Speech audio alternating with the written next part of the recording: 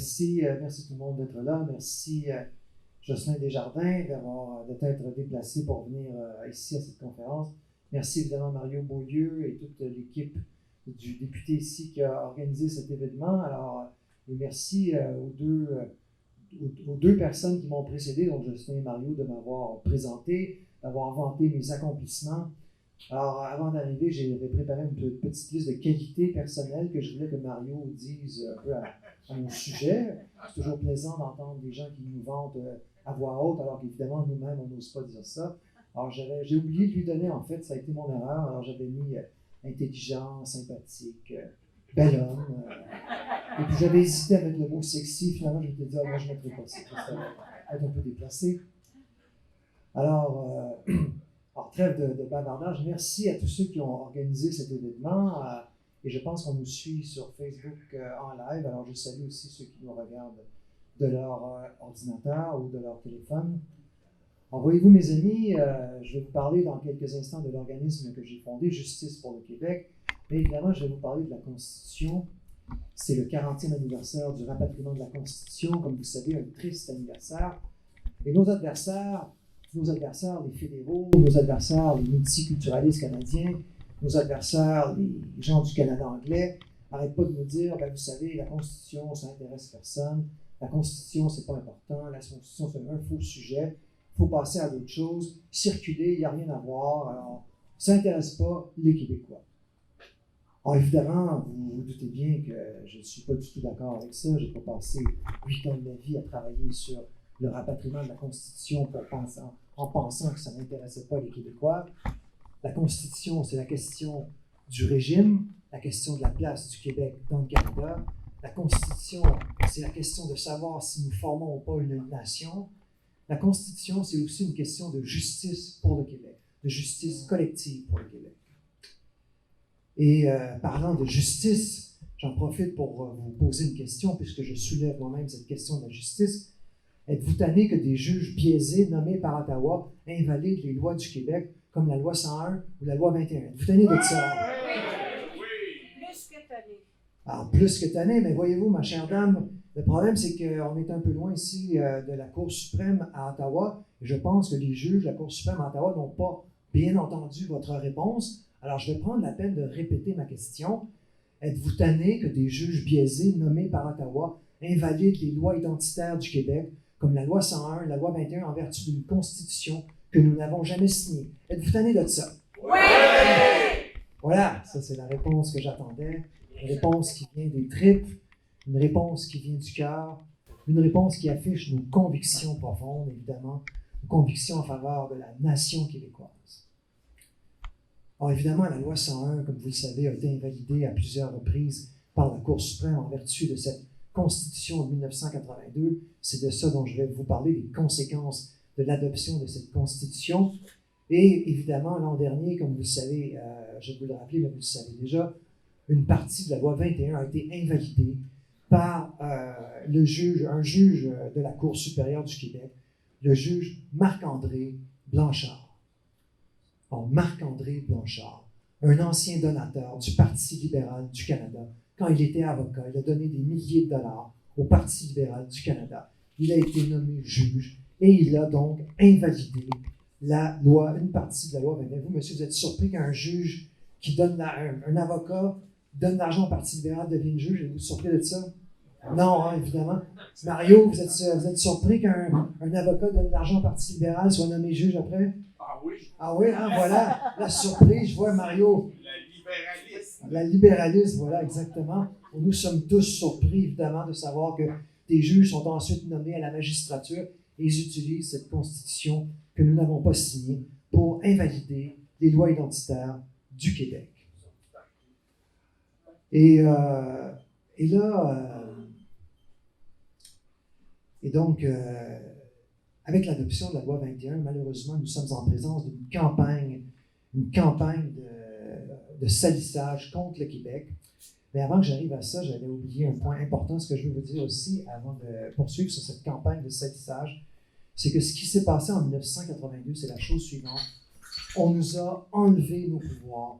On a été, nos compétences exclusives ont été usurpées par les fédéraux, par les provinces anglophones, par les juges de la Cour suprême, parce que dans le livre que j'ai écrit, La bataille de Londres, j'ai bien démontré, je pense, qu'il y a au moins 2 juges de la Cour suprême qui ont aidé le gouvernement fédéral, qui ont aidé les fédéraux à rapatrier la Constitution sans l'accord du Québec. Et c'est d'ailleurs pour ça que mon livre a fait un scandale. Et là, récemment, il s'est passé quelque chose d'extrêmement important. M. Trudeau, à Ottawa, a annoncé qu'il allait contester la loi 21 lorsqu'elle sera contestée devant la Cour suprême. En ce moment, la loi 21 est contestée devant la Cour d'appel du Québec, et bientôt elle sera contestée devant la Cour suprême. Et M. Trudeau a dit qu'il allait se joindre à la contestation. Ah, évidemment, avant la dernière élection fédérale, alors que M. Trudeau espérait être majoritaire, il avait dit, bon, on va laisser les contestations judiciaires suivre leur cours au Québec, on ne se mêlera pas de ça. Et là, évidemment, il n'a pas eu sa majorité, il voulait prendre des votes au Bloc québécois, alors il faisait son gentil avec le Québec. Et là, maintenant, il n'a pas eu sa majorité durant l'élection, mais là, il l'a obtenu grâce à l'appui du NPD. Le NPD, un autre parti anti-Québec à Ottawa, qui a été rejoint depuis récemment par les conservateurs. Il ne reste plus évidemment que le Bloc québécois pour défendre le Québec à Ottawa. Et là, donc, M. Trudeau a dit on va contester la loi 21 devant les tribunaux. Et donc, ce à quoi on assiste, là, je reviens à ce que je disais il y a quelques instants, on assiste à une campagne de salissage du Québec comme on en a rarement vu dans notre histoire. Mais malheureusement, ce n'est pas la première fois. Il y en a eu des campagnes de salissage, il y en a eu quelques-unes qui sont absolument mémorables, que je dois aujourd'hui rappeler. Souvenons-nous, par exemple, de Lord Durham, qui avait dit que nous étions un peuple sans histoire et sans littérature, qui disait que notre culture était tellement insignifiante qu'elle méritait de disparaître sans laisser la moindre trace, que nous devions être assimilés et que nous devions adopter la culture supérieure des anglo-saxons. C'est ce que nous avait dit Lord Durham.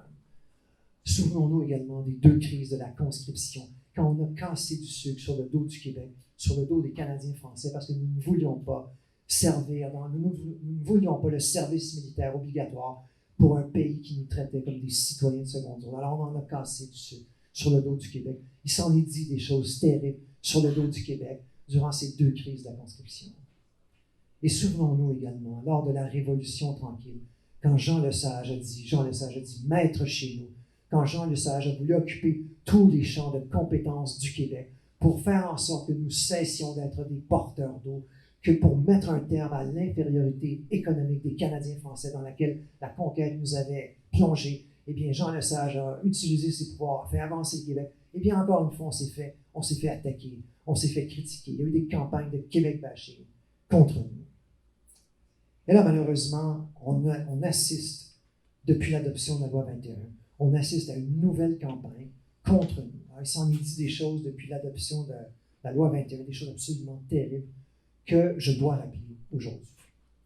Alors, par exemple, dans le quotidien, le Globe and Mail, qui se targue d'être le quotidien national du Canada, dans le Globe and Mail, il y a une chroniqueuse qui a comparé la loi 21 à l'assassinat de George Floyd, ce malheureux Afro-Américain qui a été étranglé par un policier brutal aux États-Unis il y a 2 ans, comme vous vous en souvenez probablement, qui a fait une comparaison entre la loi 21 et l'assassinat de George Floyd aux États-Unis. Et là, il y a quelques instants, je vous parlais du procès de la loi 21. Eh bien, durant ce procès de la loi 21, qu'est-ce qui s'est passé? Il y a un des avocats anti-loi 21, Maître Aziz Hussein, qui a fait un parallèle. Oh, pardon. Voilà. Il a fait un parallèle entre la loi 21 et la ségrégation raciale américaine aux États-Unis. Alors, je voudrais juste rappeler que la ségrégation raciale américaine aux États-Unis a mené notamment au lynchage de 4075 personnes entre 1877 et 1950. Et c'est à cela qu'a comparé la loi 21, Maître Aziz Hussein, lors du procès donc, de la loi 21 en Cour supérieure du Québec. Mais ce n'était pas assez. Ce n'était pas suffisant pour Maître Hussein. Alors il a poursuivi sur sa lancée. Et il a fait un parallèle. Il a fait un parallèle entre la loi 21 et les lois de Nuremberg, les lois nazies adoptées sous l'Allemagne hitlérienne qui ont mené au génocide des Juifs. Alors, Maître Hussein, durant le procès de la loi 21, a instrumentalisé la mémoire de l'Holocauste pour pour discréditer la loi 21. Maître Hussein qui a banalisé la Shoah, Maître Hussein qui a profané le meurtre de 6 millions de Juifs, d'Israélites qui sont morts dans les camps de concentration, de Treblinka à Auschwitz, en passant par Dachau. C'est ce qu'il a fait, Maître Hussein, durant le procès de la loi 21. Et là, à Ottawa, il y a quelqu'un qui a remarqué ça, Justin Trudeau, qui a dit, voilà, Maître Hussein, un excellent juriste, et qu'est-ce qu'a fait M. Trudeau? M. Trudeau, pour féliciter, pour remercier Maître Hussein, il l'a nommé juge à la Cour supérieure du Québec. Et là, maintenant, nous avons le juge, l'honorable Aziz Hussein, parce que dorénavant, il faudrait appeler cet homme honorable. Ah bien, moi, je vous le dis, M. Hussein, je ne sais pas si vous nous écoutez ce soir, ça m'étonnerait, mais je le dis quand même, M. Hussein, on ne vous appellera pas honorable ici au Québec parce qu'en comparant la loi 21 au pire génocide de l'histoire humaine, vous vous êtes déshonoré, M. Hussein, vous êtes un homme sans honneur.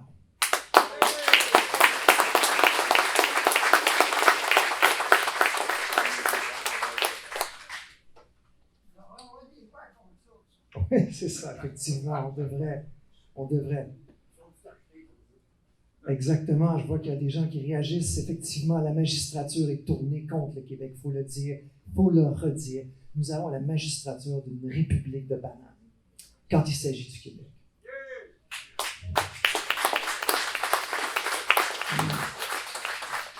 Mais voyez-vous, mes chers amis, ce n'était pas suffisant tout ça. Alors, on a comparé la loi 21 au régime des talibans, toujours dans les pages du Globe and Mail. Globe and Mail encore qui se tape, répète, on doit le dire, le quotidien national du Canada. Ah, les talibans, il faut rappeler simplement que le régime des talibans lapide les femmes adultères, les talibans qui pendent les homosexuels, les talibans qui assassinent systématiquement les chrétiens simplement parce qu'ils croient en la parole de Jésus. Mais on a fait le parallèle entre le régime des talibans et la loi 21 dans les pages du Globe and Mail. Et l'année dernière, souvenez-vous, mes amis, quand il y a eu ce terrible attentat terroriste qui a décimé une malheureuse famille de musulmans à London, en Ontario, mais qu'est-ce qui s'est passé? Bien, malheureusement, la folie meurtrière existe dans tous les pays, mais quand elle pointe son nez au Canada anglais, bien, encore une fois, c'est la faute du Québec parce qu'on a fait un parallèle. Il y a des militants multiculturalistes canadiens qui ont fait un parallèle entre la loi 21 et cette tuerie terrible qui a eu lieu en Ontario. Encore une fois, on a réussi à pointer le Québec du doigt. En voyez, mes amis, c'est le résultat de cette idéologie, je pense, qui s'appelle le multiculturalisme canadien. Le multiculturalisme canadien qui est une idéologie d'État au Canada, puisque ça a été enchâssé dans la Constitution. C'est un principe constitutionnel chez nous, c'est unique au monde. Et le multiculturalisme canadien, qu'est-ce que ça fait? À quoi ça sert? Ben, en gros, ça sert à ceci. Vous avez le droit de dire absolument tout ce que vous voulez sur la plus grosse minorité du Canada, c'est-à-dire la minorité nationale du Québec. Vous avez le droit de traîner les Québécois dans la boue. Vous avez le droit de les salir. Vous avez le droit de les calomnier. Et le plus beau dans tout ça, c'est que vous avez le droit de faire ça ou que vous faites ça au nom, soi-disant, de l'inclusion, de la tolérance et de l'ouverture, parce que les multiculturalistes canadiens se disent des gens ouverts, inclusifs et tolérants. Voilà, exactement. Et donc, mes amis, puisque cette comparaison nous est constamment faite, puisqu'on nous accuse constamment d'être des intolérants, alors je me suis livré à un exercice que je vais partager avec vous. On va comparer le bilan de la nation québécoise à la nation canadienne-anglaise quand on parle de tolérance. Hein? Alors, au Canada, quelle est la nation dans les deux nations fondatrices du pays? Quels sont ceux qui parlent le plus de langues étrangères? Quels sont ceux qui sont les plus bilingues ou les plus trilingues?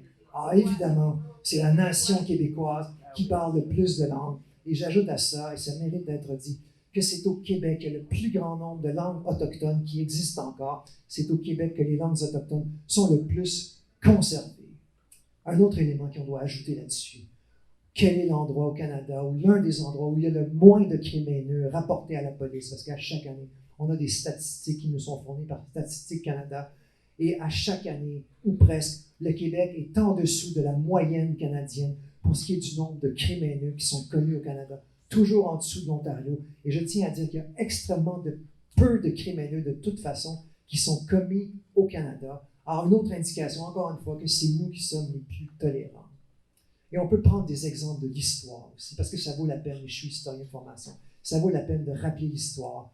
C'est la France qui a noué des alliances avec les Autochtones. C'est la France qui a offert son amitié au peuple autochtone, tandis que les Espagnols ont décimé les Autochtones, ont réduit les Autochtones en esclavage, les Portugais, la même chose, et les Anglais ont fait des guerres terribles aux Autochtones, tandis que la Nouvelle-France avait une politique de main tendue envers les Autochtones. Et quand on prend l'histoire récente, rappelons-nous de la paix des Braves, de Bernard Landry, ou rappelons-nous de la convention de la baie James avec M. Bourassa.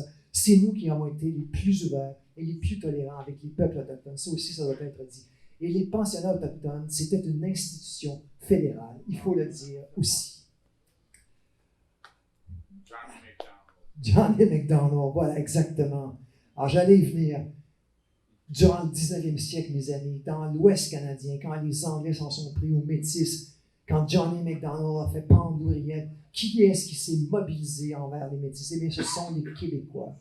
Et rappelons-nous des paroles du grand Honoré Mercier qui a fondé son propre parti suite à la crise des Métis, suite à la pendaison de Riel. Il avait fait un grand discours ici à Montréal qui avait dit « Riel, notre frère, avait-il dit, qui a mobilisé les Québécois, qui a fondé le Parti national, qui a été élu sur cette question. Les Québécois se sont mobilisés massivement en faveur de ceux qu'on appelait nos frères les Métis dans l'Ouest canadien. Rappelons-nous dans un passé plus récent, dans les années 70.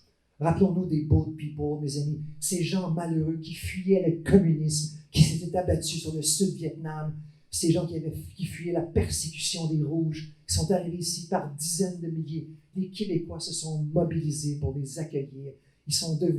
Leurs descendants sont devenus des Québécois complètement intégrés, qui ont complètement assimilé notre culture.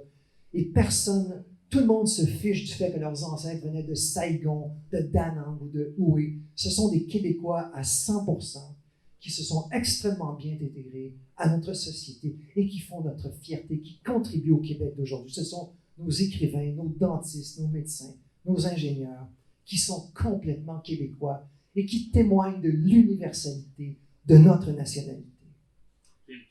Qui me tue, entre autres, évidemment. Alors, voyez-vous, mes amis, les Québécois ne sont pas parfaits, mais au niveau de l'ouverture, on est de très loin bien plus ouvert, bien plus tolérant que les Canadiens anglais. Et de façon générale, nous sommes un peuple très tolérant. Ça doit être dit et redit constamment. Vous avez le droit d'applaudir. Vous avez le droit de vous applaudir.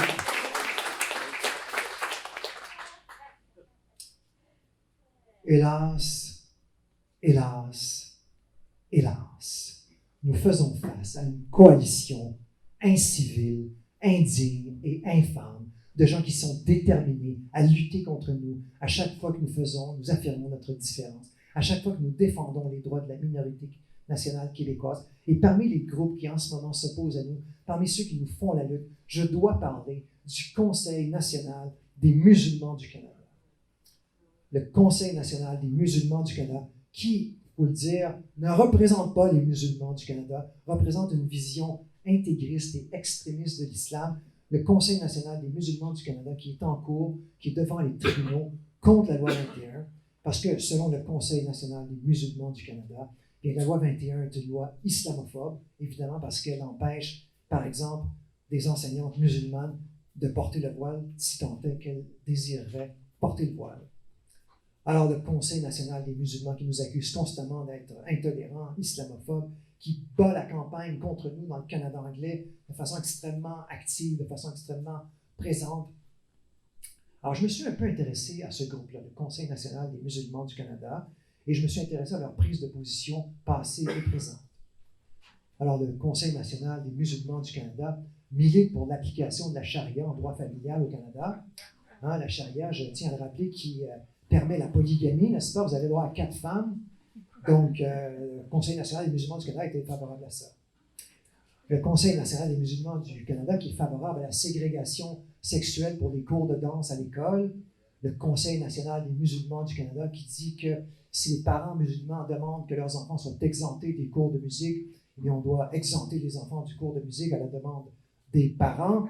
Le Conseil national des musulmans du Canada qui explique, il publie des guides de vie, des guides sur comment se comporter avec les musulmans et qui dit, Si jamais il y a un musulman qui ne veut pas serrer la main d'une femme, si on ne veut pas vous serrer la main, vous, madame, là, un musulman dit non, moi je ne serre pas votre main. Mais moi aussi, je dirais non. Oui, c'est ça, voilà. Alors, ben, c'est pas le musulman qui a un problème, c'est pas le musulman qui a un problème d'égalité homme-femme, c'est nous qui avons un problème pour comprendre les musulmans. Alors, on nous dit qu'on ne doit pas s'offusquer du fait que certains musulmans ne veulent pas serrer la main des femmes. Et je dois le redire, l'immense majorité des musulmans qui vivent chez nous ne partagent pas ce point de vue défendu par le Conseil national des musulmans du Canada.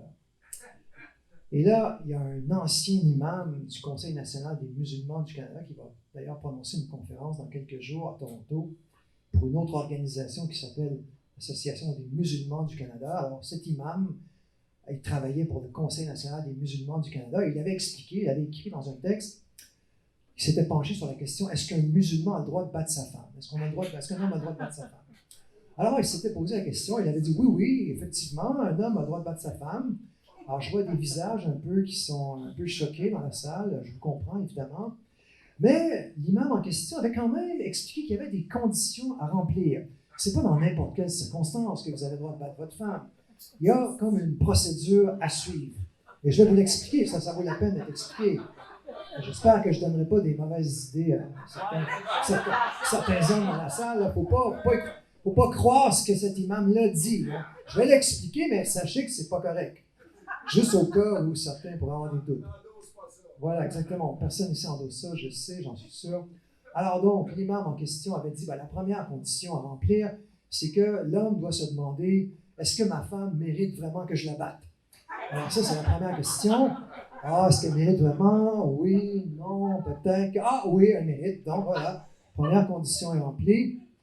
Alors, deuxième condition, c'est qu'il ne faut pas la taper fort.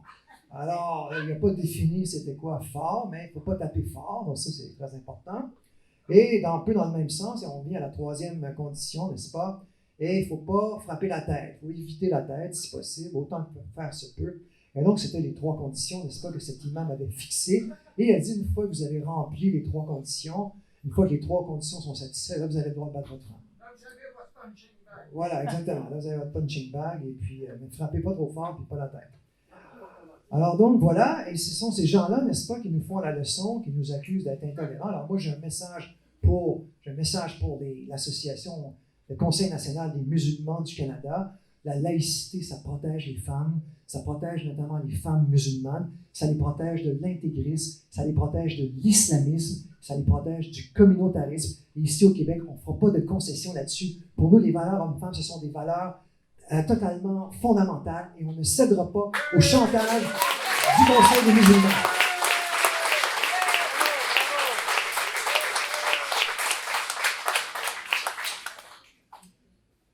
Et si je vous parle du Conseil national des musulmans, il y a une raison en particulier, il y a la raison que j'ai déjà énoncée.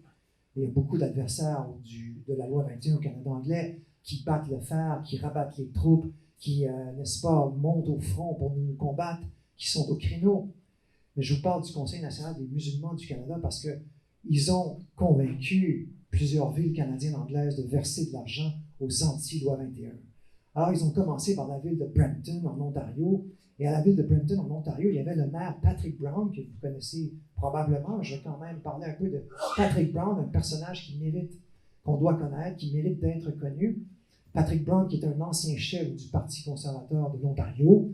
Alors, M. Brown a dû démissionner de son poste de chef des conservateurs en Ontario suite à un scandale de nature sexuelle, si je me souviens bien. Alors, je pense qu'il avait trompé sa femme, si ma mémoire est bonne. Alors, il a démissionné de son poste. Et là, il s'est en allé maire de Brampton.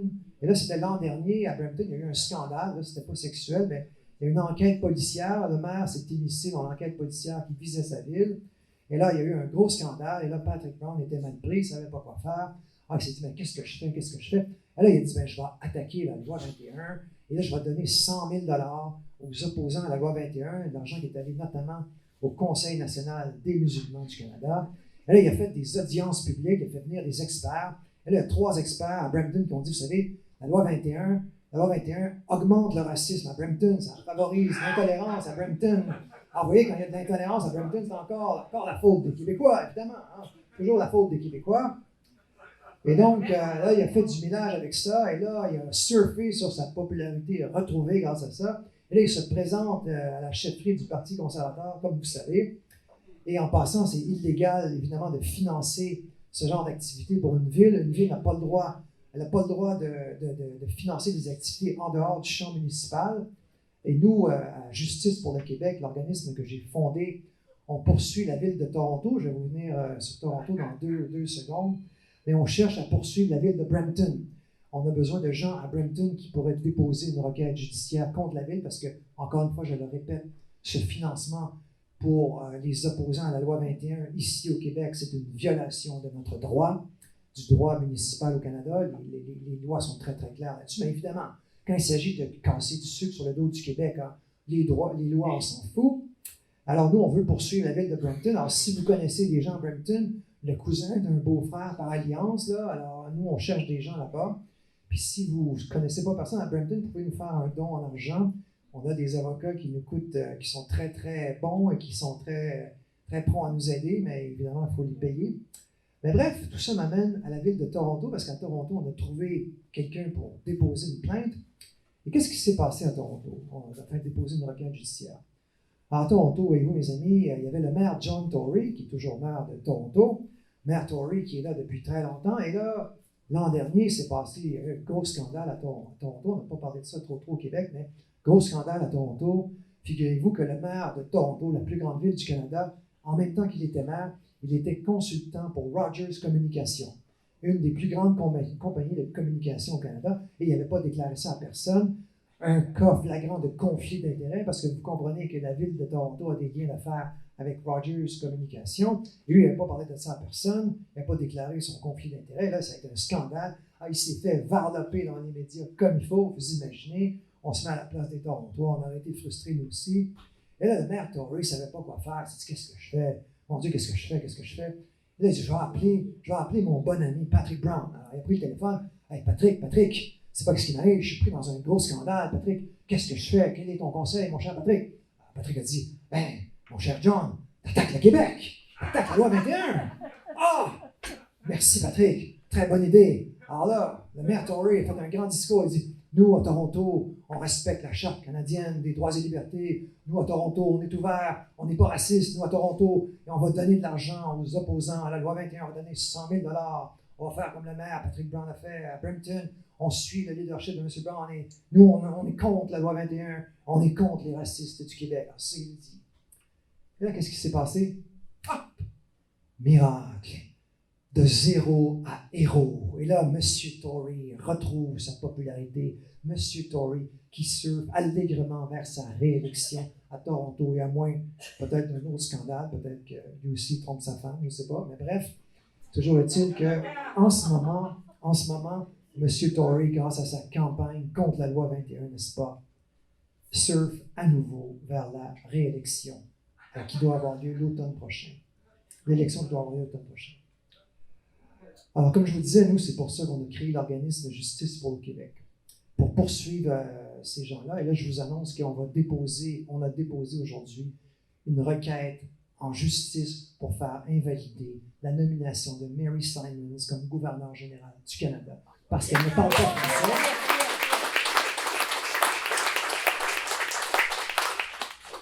Alors donc, on est toujours actif. Et là, je reviens à nos deux amis Tory et Brown. Alors évidemment, deux Canadiens anglais qui cassent du sucre sur le dos du Québec. Mario, tu es sûrement très surpris de ça, de voir des Canadiens anglais qui font du Québec bashing. T'en reviens pas, voilà, les bras nous tombent, n'est-ce pas? On est sans mots, on est tellement surpris de ça. Alors dans cette perspective, mes amis, que dire d'un autre personnage? Que dire de Jean Charest?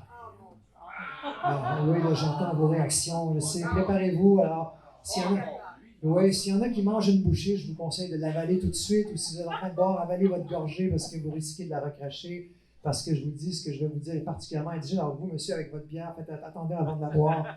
Attendez que j'ai fini mon passage sur Jean Charest, parce que malheureusement, il y a beaucoup de choses à dire sur Jean Charest. Jean Charest, qui donc, comme vous le savez, se porte candidat à la chefferie du Parti conservateur. Et Jean Charest qui a promis que s'il était élu chef du Parti conservateur, et si par la suite il était élu premier ministre du Canada, il allait contester devant la Cour suprême la loi 21. Jean Charest qui va se servir de la Constitution de 1982, qu'il a lui-même refusé de signer alors qu'il était notre premier ministre.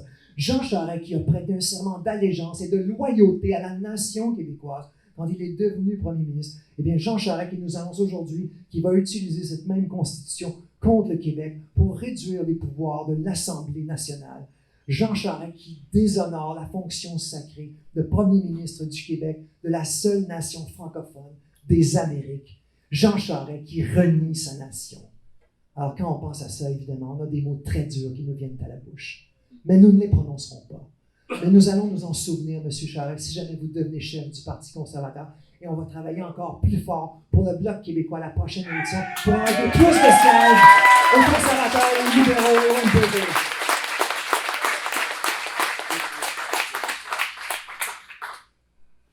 Or, voyez-vous, mes amis, c'est tout ce contexte, c'est tout ce préalable qui a mené à la décision, je l'ai évoqué tout à l'heure, la décision de M. Trudeau de contester en Cour suprême la loi 21.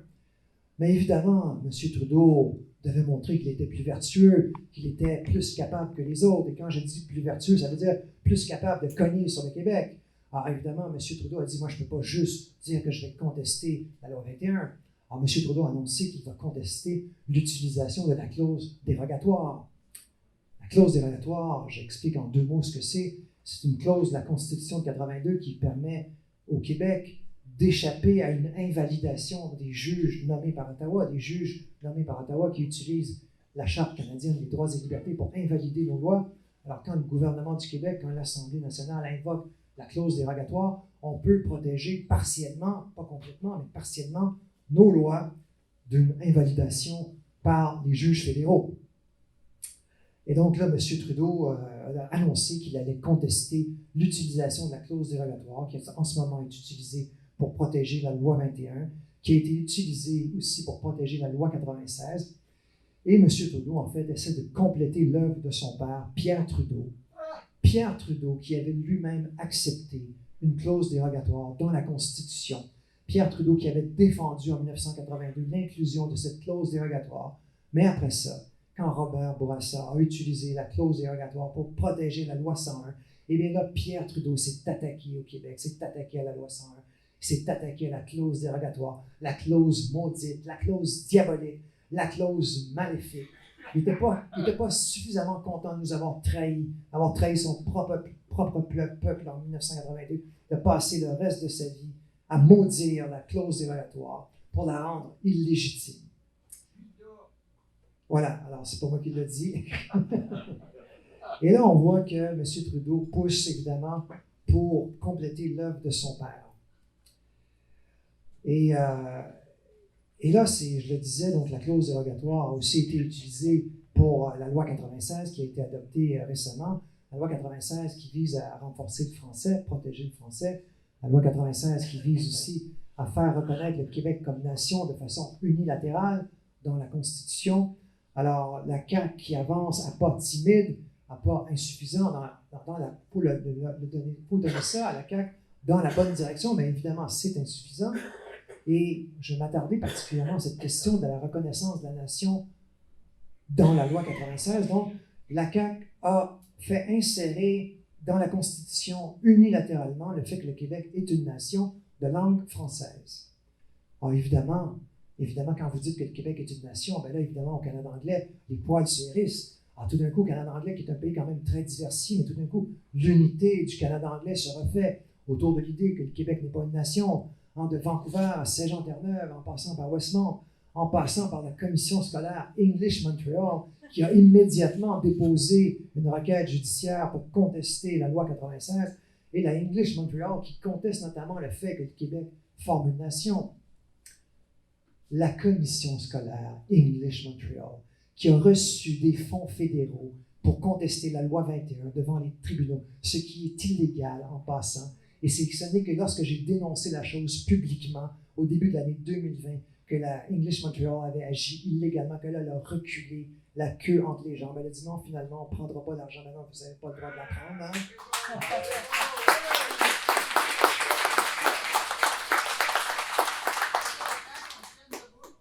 Et la English Montreal, l'an dernier, qui avait voté une résolution qui disait ceci: le Québec n'est pas une nation. Le concept de nation, avait-elle dit, voté dans une résolution, est une invention de l'intelligentsia. Alors, si vous croyez que le Québec est une nation, c'est que les élites québécoises vous ont manipulé. Nous ne sommes pas une nation, avait dit la English Montreal. Et là, ça avait fuité dans les médias. Ça avait fait un scandale. Elle avait dit on s'excuse. Non, non, c'est pas ça qu'on voulait dire.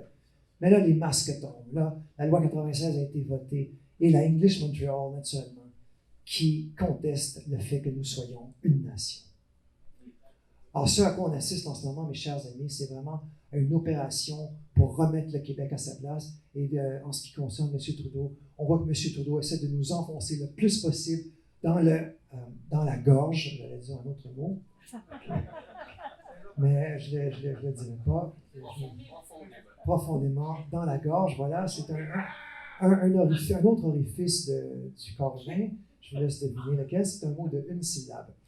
Alors, toujours est-il que M. Trudeau qui veut nous enfoncer profondément dans la gorge la Constitution de 82, et c'est à cette opération-là que nous assistons en ce moment. Et c'est pour ça d'ailleurs, la Constitution de 82, en fait, ce à quoi je veux en venir, une chose que je veux souligner, c'est que ça sert en fait à deux choses. On l'a vu, je viens de le dire, vous le saviez déjà, ça sert à contester les lois québécoises devant les tribunaux, et c'est souvent ce qui sert à nous culpabiliser, à nous attaquer, à dire qu'on est des infâmes qui violons les droits et libertés. Et c'est pour ça que nous, à Justice pour le Québec, on a déposé, lors du 40e anniversaire le 17 avril dernier, on a déposé une requête judiciaire pour faire invalider la loi constitutionnelle de 1982, parce que tous les moyens dont nous disposons doivent être utilisés pour continuer à porter cette bataille contre le régime, contre la Constitution de 82. On doit constamment attaquer ce régime.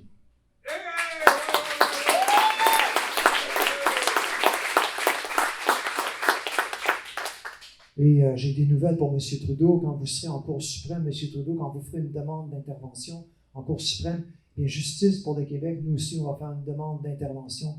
Et on aura des arguments et on va défendre la clause dérogatoire. On va défendre les libertés qu'on a déjà dans le régime fédéral. Même si ce n'est pas assez, on va défendre évidemment ce qu'on a, qui est déjà en notre possession.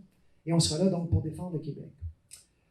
Et je vais terminer mon discours, si vous me permettez, en citant René Lévesque qui disait que le Québec est le seul endroit du monde où nous puissions être vraiment nous-mêmes. Et je vais vous citer un passage d'Option Québec que j'avais lu dans un livre d'histoire quand j'étais au secondaire, un passage qui m'avait beaucoup ému, même si, évidemment, je ne comprenais pas tout ce que M. Lévesque voulait dire. Je n'étais pas aussi connaissant de la politique, évidemment, que je le suis aujourd'hui. M. Lévesque avait donc écrit ceci dans Option Québec. Nous sommes fils de cette société dont le cultivateur, notre père ou notre grand-père, était jadis le citoyen central. Nous sommes aussi les héritiers de cette formidable, fantastique aventure que fut de l'Amérique, d'abord presque entièrement française, et surtout de l'acharnement collectif qui a permis d'en conserver vivante cet endroit qu'on appelle le Québec. Alors mes amis, mes chers amis, il n'y a rien de plus beau que de lutter pour la transmission de sa culture à ses enfants, culture qu'on a reçue de nos parents avant nous, qu'ils l'avaient reçue même de nos grands-parents. Il n'y a rien de plus noble que de lutter pour la préservation de sa langue, une langue qui a tellement de choses à dire au monde entier. Il n'y a rien de plus grand que de lutter pour l'indépendance de sa nation. Alors ne nous laissons pas intimider par ceux qui nous traitent d'intolérants et souvenons-nous toujours des paroles de M. Lévesque. Merci.